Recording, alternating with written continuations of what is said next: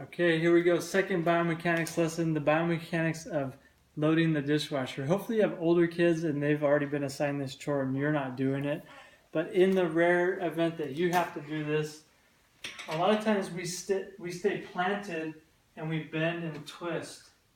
Bending and twisting on a back that's uncomfortable can cause more discomfort. So you want to move your feet a little bit more.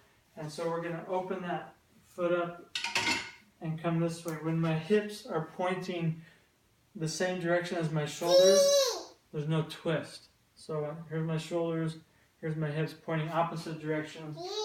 Here's what not to do.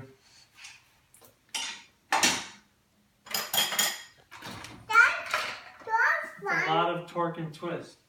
Here's a better example. Take a step, open that up, and load like this. Take a step, open up, and load. In a couple of weeks, I'm going to teach you some Tai Chi moves that are going to be exactly that same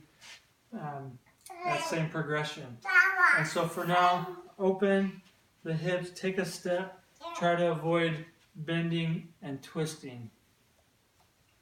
Thank you.